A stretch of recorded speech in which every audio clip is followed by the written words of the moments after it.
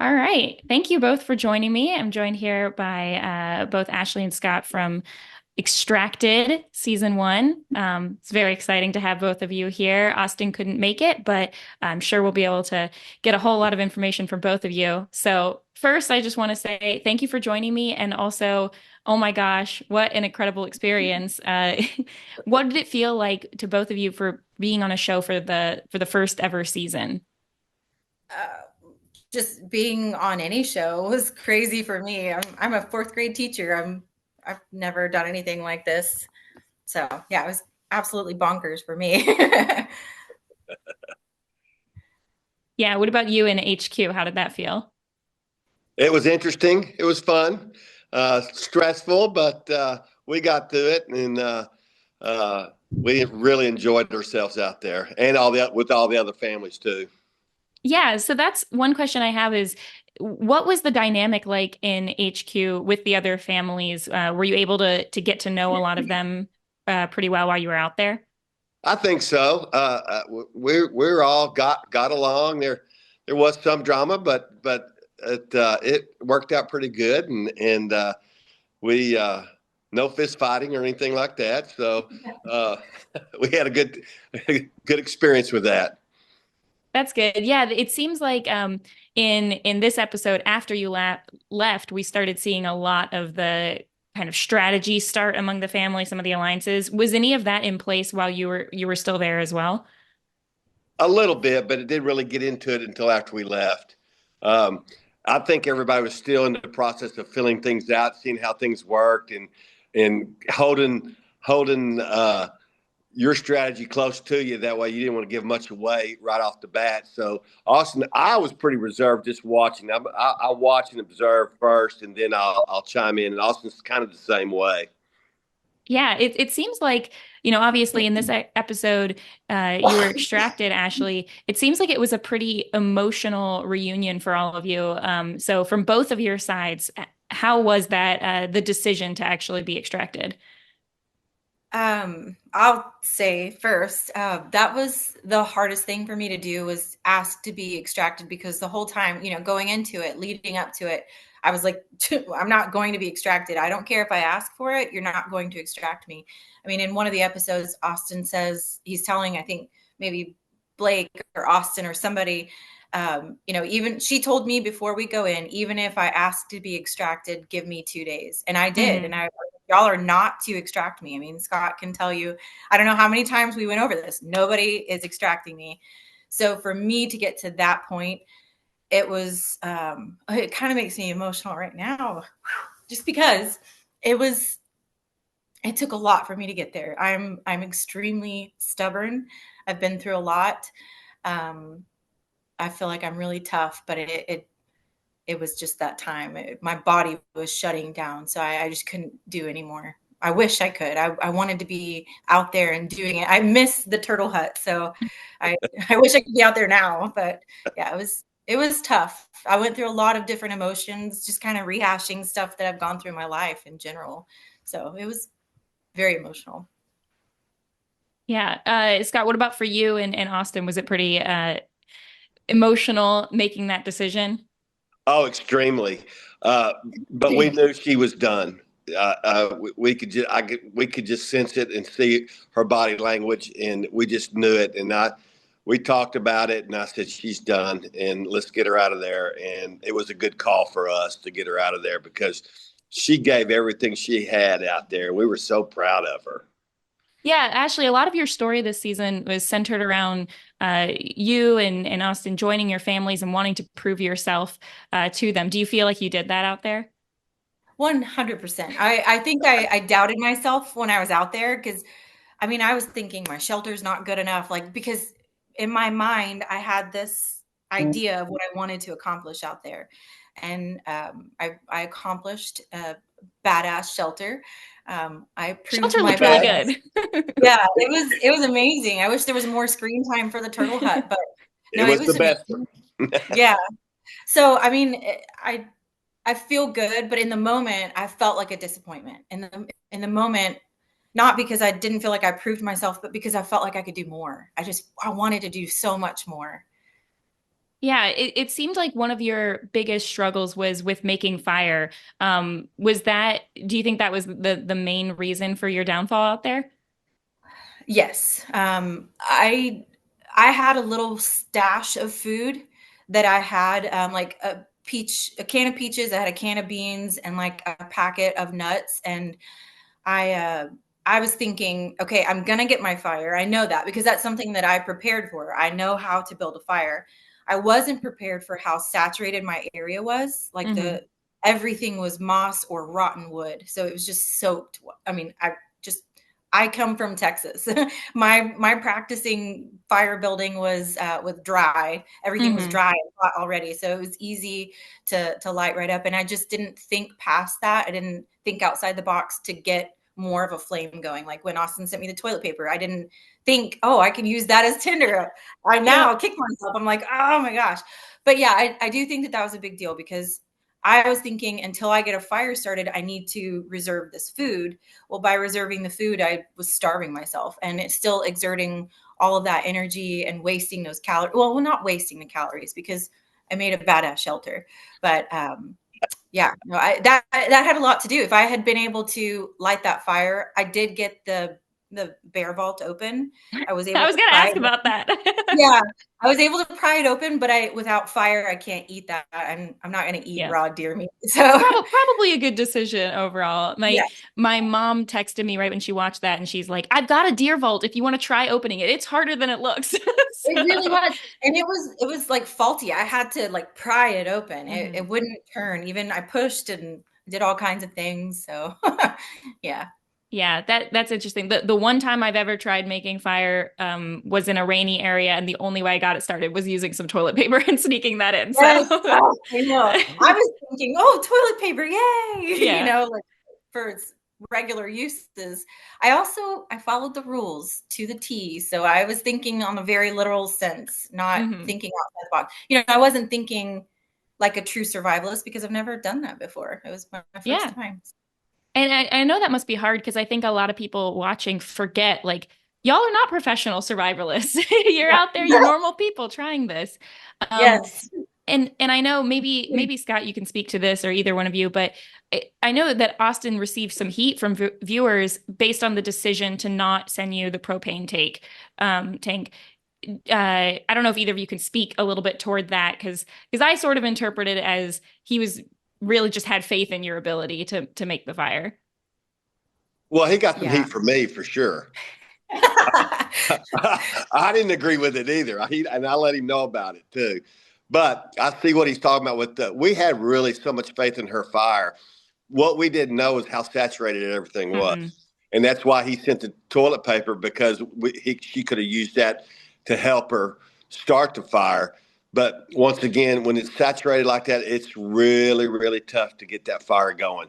And it's frustrating. And you can see the frustration on Ashley's part starting that fire. But believe me, I let him know about the stove too.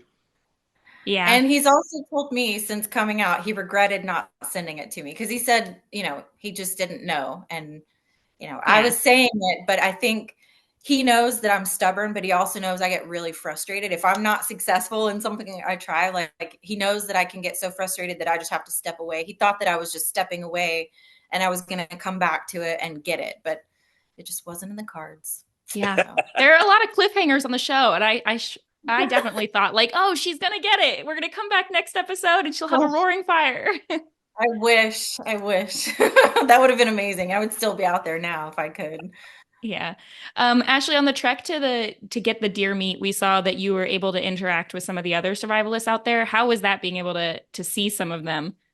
Oh, it was nice. I got to meet Ryan H. and Jacobin, but at the time we didn't exchange names. We just exchanged states. So I was like North Carolina, Mississippi, and Texas.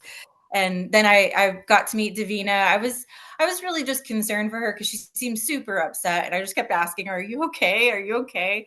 It was nice to see faces and hear voices and you know, it was Yeah. nice. I liked it. They were my competitors, but I didn't ever really think of it like that, like a competition against each other. I felt like it was just a competition to survive against nature. Yeah. What about you, Scott? Did y'all in HQ view it a little bit more as a competition? Because you mentioned trying to keep your strategy close. Like, were you ever kind of looking around, seeing who's doing well, who do we need to be worried about, that kind of thing? No, not at all. We were just concerned with Ashley. Uh, being a coach, I'm very observant about watching people and judging people. So I kind of kept everything quiet and just observing the demeanor of everybody else out there and trying to formulate a game plan just by my observing the folks out there. So yeah, we got kept to ourselves. We were social with everybody, nice with everybody, but our strategy was kept close to close to the vest for Austin and I. Yeah. And being that you were having to make these decisions for the supply drops, we sort of saw with the raft challenge being able to write, and then I guess also the map being able to write on there. Were you ever able to write Ashley like notes like hang in there, right in the margins? Well, on the raft, yes, Austin wrote her a great note, and what it doesn't show is when she got the toothbrush and the toothpaste, she went out to the lake and brushed her teeth for 15 minutes and was just in hog heaven out there. And that was extremely funny. They missed a lot of funny parts, I thought, but Yeah. but her receiving that letter from us and seeing we were watching her and she knows we were watching her and trying to provide the stuff she needed, that was a boost in confidence for her when she received that letter. But we only got to send her one letter. Yeah. Okay, yeah, yeah. How was the raft challenge? It was amazing. I loved it. I made the boo-boo. I was overthinking and I misread an instruction. I thought that Austin was saying I had to take that letter with me and they had sent me a waterproof mat protector. Mm. So I hoofed it back to my camp and it took me, I don't know, 20 to 30 minutes just to go back to my camp and back to the water before I even started. So once I got started, that was my jam. It was like fire and knots. Those were the two things that I really tried to work on before we left because the knots went into the shelter building and stuff like that. So I rocked that out. If I hadn't gone back to my camp, I probably would have been first one across as far as at least a woman.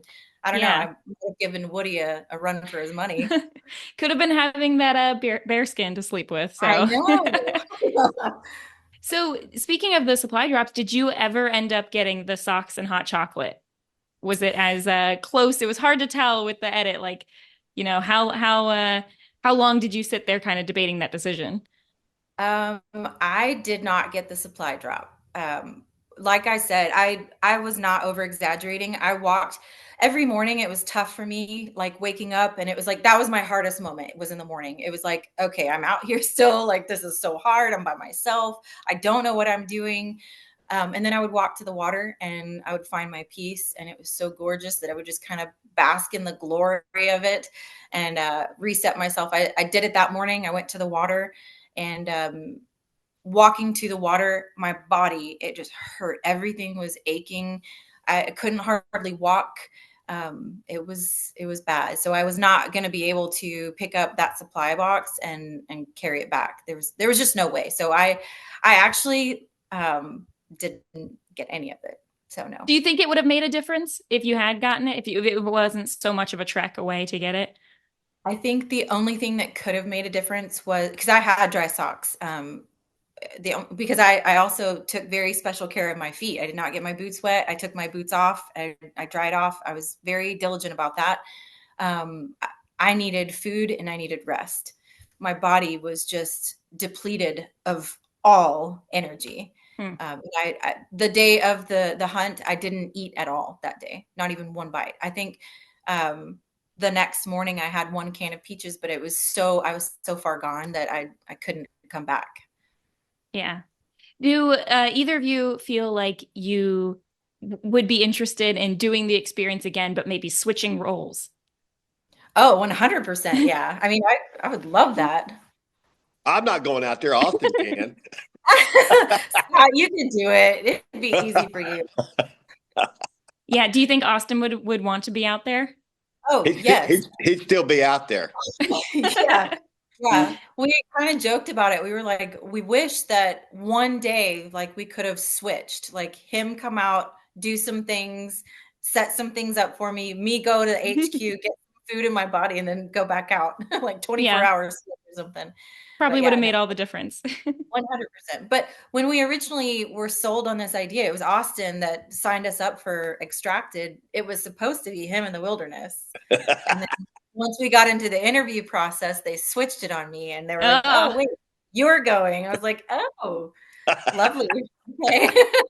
oh, wow. Yeah, that would have probably it probably messed with my mind a little if something like that happened. Whole new perspective. Well, I know we have to wrap up, but real quick from either of you, do you have any other fun memories or things you want to share that we didn't get to see on TV? Oh, there's a Um, lot. yeah, I know there's so much. I There's a feel like, lot. yeah, Like the toothbrush, her yes. knot tying, her doing her raft, her building her turtle hut.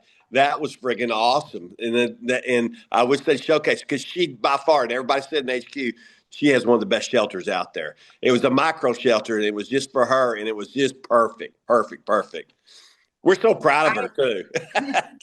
Thank you. I mean, I had literally shingled my skunk cabbage to make it all waterproof and everything. I mean, it was amazing. But yeah, I do wish that they showed that because I'm a teacher. So I was thinking about my, all of my family, of course, and my future family, but I was also thinking about all of my students. So while I was out there, I was talking nonstop. Uh, talking about all kinds of stuff just because it was the only way for me to stay sane. But I was teaching my kids how to tie my different knots and telling them what you could do with different things. And I was teaching them about the plants that were out there and what you could use them for and what to avoid. And I mean, there were just moments that were cool. And I wish though my kids could see that because I come from a small town, teaching a lot of kids that would never, some of these kids are never going to be able to see that, the Yeah. Canadian wilderness. And so for them to know that their teacher was out there and thinking about them, I do wish that they could have seen that too. Well, now when you teach them how to start a fire, you can explain, and if you have toilet paper or something else, Yes. you could use that We have as had well. lots of past discussions about that. Yes, already. Oh, good. Well, thanks both so much for taking some time out to talk to me and everyone I know at Rob as a podcast and all our listeners have really been enjoying the show and the podcast in general. So thank you both so much. Thank Awesome. you. Hello, everyone. Nice to meet you. I'm Mary from Rob as a podcast, and I'm speaking now to Rose, Laura, and Kelsey. This is so exciting to get to talk to all of you. I wanted to start out by saying, what was it like in general being on the first season ever of a new show? Um, Crazy, honestly. You don't know what to expect any second of any day, right? So even while we were playing the game, I had no idea what was about to happen in the next minute. Wild. Yeah, same with me. I mean, we had no idea what we were getting ourselves into. So, but I mean, it feels good to be part of a brand new season, right? I mean, the first ever. So Mhm. we are going to be a hard cast to beat. I think no one is naive as a season one cast. So true. That's so funny. Yes. Yeah. Well, so I'd love to know a little bit about the dynamic the three of you had because there's obviously a lot of different kind of familial relationships on the show. And so how did you three decide to do this together? And was there ever a discussion about who would be the survivalist out of the three of you? Yeah, I can start it. I saw it on Instagram and I have a cousin group chat, so Kelsey and her other two sisters, and I was like, who wants to do this? They both wanted to do it. So we pitched, I remember we had a call, we pitched them both to the casting producer and then neither one could do it. So at like 11 our time in Denver, Kelsey was like, I think we're gonna have to ask mom. And I just remember being on the phone, I was like, no, we're never gonna do well. And then we called her at midnight and asked her to join. So So that's how we got they together. called me at night. I was asleep. And when you see your daughter and your niece calling you at midnight, you freak out, right? And so I answered the phone and that's what they asked me. Would you be willing to try out for a new show with us? And I'm like, oh my gosh, sure. Thinking there's no way we get on, right? And, but the next day we had, oh my gosh, it was like right immediately. We had an interview. Kelsey? Yeah, I mean, I decided, Rose texted me that Instagram post, and I decided like to just go ahead and DM the casting producer. I'm like, why not, right? Like, worst case, he's not going to reply. So I DM'd him, and he replied after a couple of hours, and we had that first call the next day, and it was just all moving so fast. And like Rose said, like we talked about my sisters, and initially they were in, but just because of their jobs, they weren't able to do it. So yeah, I think mom though was the perfect Great like choice. third person in the team because obviously she has all the personality. So as far as picking who was going to go out in the wild, obviously it wasn't going to be me at first because that was not something I was interested in. And we had talked about this. Kelsey's vegan, and she said she will absolutely not eat a bug. She wouldn't eat a animal, period. And we thought, well, that we won't have a chance. And so Rose was our choice, who is also very athletic, and you can take it from here, Rose. Yeah, Great. Rose, did you have any kind of a survival experience or anything before this? No, no. Not I'm really an a cup of athlete. tea. Like I ran track in college. I did boxing. I play flag football in this queer league in Denver. So I was like, oh, I got this shit. I was thinking like Survivor, the challenge, I was like, I got really strong before. I was like, I'm gonna tackle some people. I'm gonna create these crazy alliances, like Parvati from Survivor. I was like, let's fucking go. And by myself. So no helpful survival skills whatsoever at all. Yeah. And so unlike some of the, well, everybody else who during the deer meat challenge got to meet up and see each other, you didn't even get to meet there. What was that? What went wrong during that challenge? You know what? They're not showing it right. I did circle that deer so many times, apparently. They I they don't show that, but she No, did they don't show She it. was on top of that deer for like 3 hours. 3 times. Oh, that's frustrating. I don't know Yeah. what I was like looking for, how I missed it. Like now seeing it, it kind of blended in with the ground, I guess. I don't know. I probably would have been like, I think I would have had Damina's reaction. I would have cried. I probably would have wanted to throw up. And then I would have just like hugged one of the other survivalists and been like, you can't fucking leave me. Like, let's just go figure it out together. Davina and I could have like, I don't know, went off together and figured it out. Oh gosh. So we saw in the first episode that you were one of the few people who didn't get a knife right away. Did that end up being impactful in any way? Like how important were those drops throughout the game?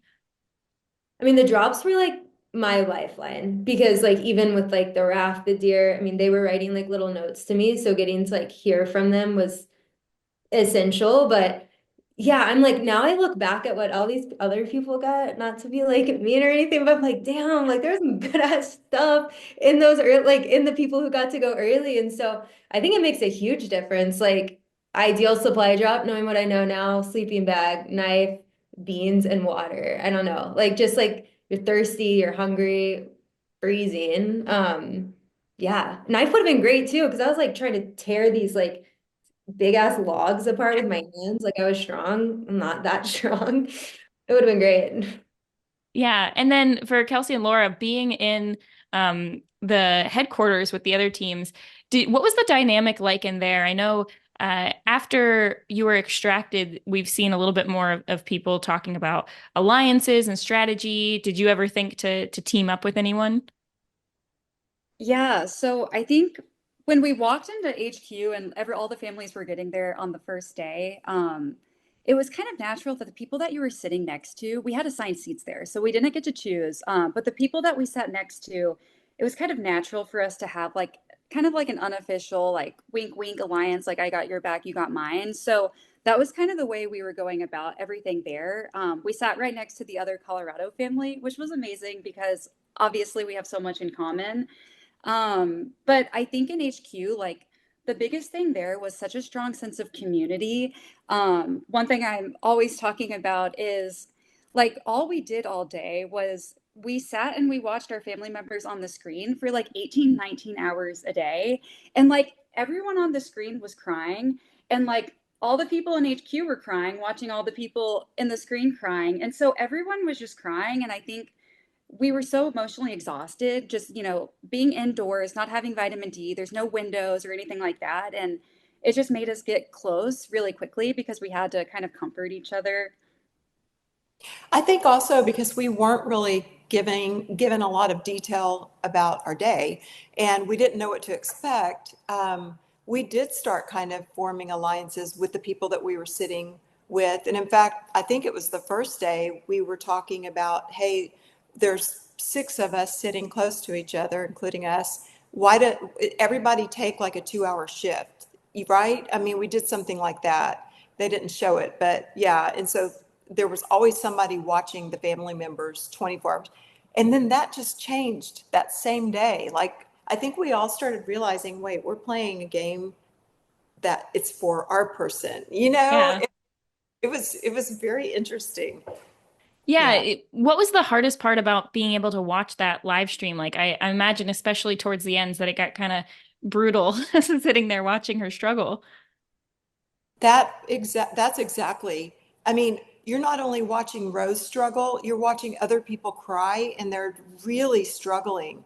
And so, when you're seeing them on this huge theater screen and they're begging to come home or, and you're seeing how much they're struggling, it really affects you. We're all human and you really feel it. And so, yes, we were feeling it with Rose, but we were also seeing other families and they are in that same dilemma. They don't know what to do. And man, it was tough.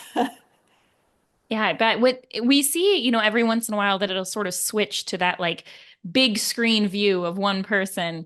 Is it usually when someone's doing pretty pretty badly and it must be stressful to see like, oh shoot, Rose is on the big screen. That's not a good sign.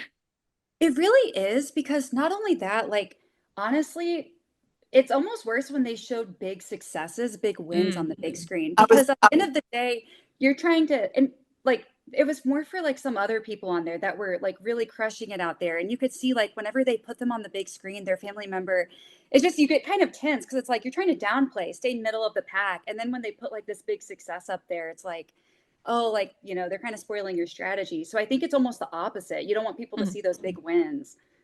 Yeah. yeah, I think Rose was the only one that made your own cot. And also she had a pretty nice looking tent, right, that she made from scratch. And so I know we were talking at one point, oh my God, please stop showing her. We didn't know if they were going to be able to take somebody else's campsite or, you Mm. know, You wanted my so cabinet. No, it was a shitty. Oh, wow, that would have been a twist, like everyone trading spots. Yeah. Um, so in the you mentioned sending notes like in the raft challenge, were you able to like write some things in the margin and stuff? Yes. So the way mom and I broke things out is so I'm like a huge outdoor hiking person in Colorado. Like I love to be outdoors. So my part of it was more of like strategy for Rose. And then mom's part of it was like emotional support. And that's kind of how we broke up the letters. So like in the raft, I just went over, grabbed that book that we had in HQ, and I gave her 3 raft options. I said, if you're having an anxiety attack, use this one. This one's simple. If you're feeling good about yourself, this one is going to be a better raft. Go through this one. And if you're really like wanting to go crazy, like here's like a more complicated one. Within the margins, I was showing her, I read so much survival books and stuff like that. So I was showing her how she can make a stove. Like, you could put this stuff together and make an easy stove to cook all of your stuff. And I was showing her some simple things like that. Mom was writing all the emotional support. I love you. Like, mom, I don't know if you want to talk to that, but like, seriously, we just split it and it worked out so well for us. I remember, I think the first letter, they said you have so many minutes to write it. I wrote 6 pages. That I have them behind me. It was so I was many. like, I was writing so fast and I don't write anymore. We're typing all the time. So writing was a challenge, but I was writing, we love you. You can do this. But get up and jog or do the, just trying to give her what I'm seeing other people doing, trying to tell her to do that. But also trying to be very positive and tell her that she's doing a good job. The first thing I said is quit talking so much out loud because everybody can hear you. Remember? Yeah, Rose was reading, she was reading the letter out loud, and then all of a sudden she just goes silent. no one does. They asked me to finish reading my letter to the camera, and I was like, I'll do it in the morning. I'm too tired. And then I just never did because I was like, y'all told me not to. So I was like, how do I get around this? Oh, that's funny. That's funny. So, Rose, we saw on the show that it seemed like one of your biggest downfalls at the end was something going on with your foot. Can you talk a little bit more about what happened there and how that led to your extraction? I'll just say this. I feel like I made a lot of mistakes. I did the raft challenge with my socks on and my boots on because I was like, I got to get out there. I got to, Woody's already there. Ryan's there. I'm like, fuck these guys. Like, I got to go.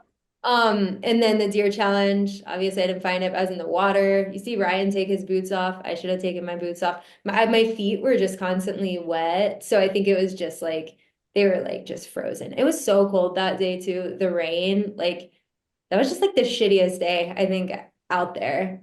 And I struggled with the fire quite a bit. So I didn't like warm up anything well enough. Were you ever able to make a fire? Yes. I know they're gonna have whatever they have to say about it, but I did make a fire. It's episode 3, right? Yeah. Yeah.